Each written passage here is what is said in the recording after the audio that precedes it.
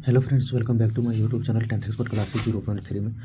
तो चलिए हम लोग क्वेश्चन नंबर 5 अभी पढ़ने वाले हैं और आप लोगों को पता होगा कि क्वेश्चन नंबर 4 तक मैंने आप लोगों को कंप्लीट करा दिया। तो अभी हम लोग क्वेश्चन नंबर 5 करेंगे। सबसे पहले आप लोग क्वेश्चन पढ़िए और समझने की कोशिश कीजिए कि क्वेश्चन में क्या कह रहा है। ठीक है, तो चलिए क्वेश्चन को पहले पढ़ते हैं।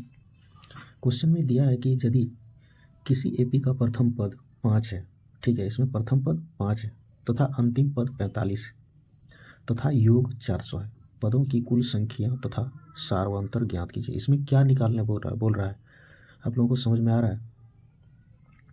देखिए, इतना दिन से क्वेश्चन हम करा रहे हैं तो ये सब आपको समझने में अब आना चाहिए, क्योंकि धीरे धीरे आपका मानसिक जो स्थिति होता है वो डेवलप होते जाता है ना, तो उससे आप लोगों को सोचने की क्षमता बढ़ती है। तो आप लोगों को ये सब सोचना भी चाहिए। तो देखिए, इसमें बहुतों को समझ में आ गया होगा क्योंकि ईजी है क्वेश्चन।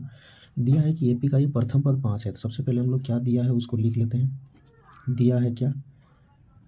प्रथम पद, जिसको हम लोग क्या कहते हैं ए कितना दिया है? तो 5 दिया है।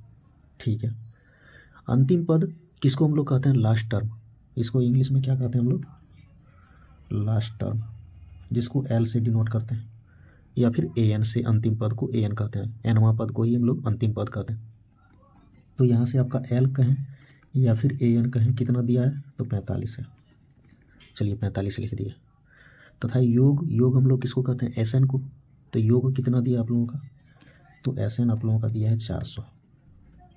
बस अब क्वेश्चन आपका बनने शुरू हो जाएगा और धीरे धीरे ख़त्म भी हो जाएगा। कैसे? यहाँ देखिए, आप पदों की कुल संख्या ज्ञात करें। मतलब पद हम लोग किसको कहते हैं? एन को कहते हैं। तो पद की कुल संख्या मतलब एन ज्ञात करना तथा सार्वअंतर ज्ञात कीजिए। सार्वअंतर हम लोग किसको कहते हैं? डी को। तो एन और डी हम लोगों को ज्ञात करना है। ठीक है, सिर्फ लैंग्वेज का फेर है और कुछ नहीं है। सिर्फ समझ जो जाएगा उसके लिए तो कुछ भी नहीं है। ठीक है, तो चुटकियों में सब क्वेश्चन बन जाता है। एस एन का फॉर्मूला लिखिए आप। फार्मूला कौन सा हम लोग लगाएंगे? तो बस ये वाला लगाना है, एस एन बराबर ये n/2 और ए प्लस में एल वाला, क्योंकि इसमें हम लोग का क्या होगा?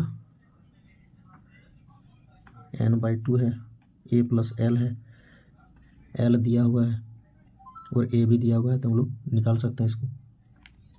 तो चलिए एस एन की जगह क्या लिखेंगे? n/2 ये प्लस में एल और इज इक्वल टू 400।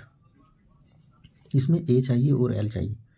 एन दे, ये दे, एल दे, तीन में 2 दिया हुआ रहेगा तो हम लोग इसको लगा के बना सकते हैं फॉर्मूला में। ठीक है, अब देखिए इसमें एन की जगह तो एन ही है तो एन रहेगा सेम। ए की जगह 5 है तो 5 प्लस में ए एन की जगह 45 है तो ये 45 और ये आपका हो गया 400। ठीक है, 400 हो गया।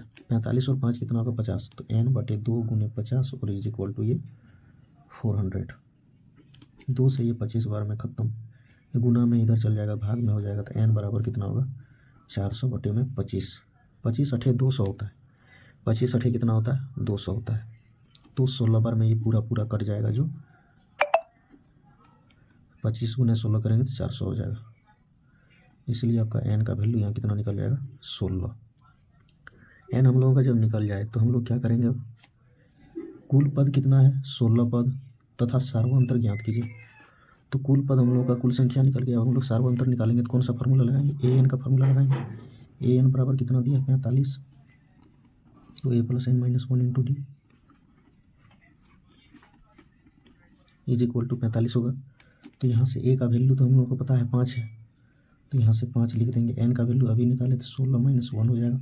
और डी हम लोगों को निकालना है तो डी को एज इट इज रख देना है। ठीक है, चलिए अब आगे बढ़ते हैं।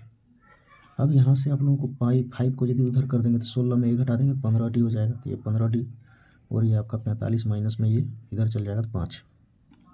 तो यहाँ से आपका ये क्या हो जाएगा? डी इज इक्वल टू 45 में 5 को घटा देंगे 40 और बटे में ये 15 कहाँ आ जाएगा? तो नीचे आ जाएगा। जब नीचे आ जाएगा तो इसको 5 से काट देंगे।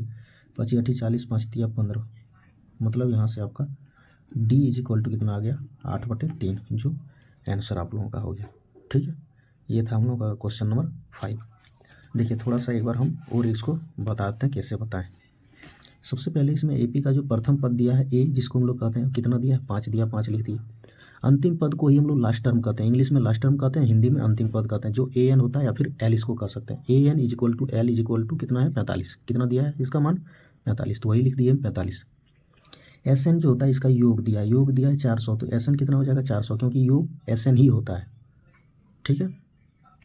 तो उसके बाद पदों की कुल संख्या ज्ञात करना है। पद हम लोग क्या ज्ञात करते हैं, मान लीजिए 9वां पद ज्ञात करना है।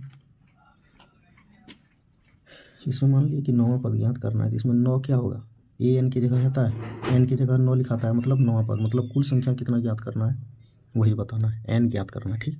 तथा सार्वंतर ज्ञात करना है, तो सार्वंतर यहाँ से क्या हो जाएगा, डी, तो एन और डी ज्ञात करना है। तो एस एन फार्मूला लगा के हम लोग एन निकाल लिए, और फिर एन ए एन का फार्मूला लगाकर हम लोग डी निकाल लिए, ठीक है। तो यहाँ से हम लोग का एन और डी दोनों निकल गया। तो उम्मीद करते हैं कि आप लोगों को क्वेश्चन समझ में आया होगा, और वीडियो यदि अच्छा लगे तो लाइक कर दिया कीजिएगा, ठीक है। और आप लोगों का से तो इतना ही उम्मीद है। अब मिलते हैं हम लोग नेक्स्ट वीडियो में, अभी के लिए इतना ही, थैंक यू।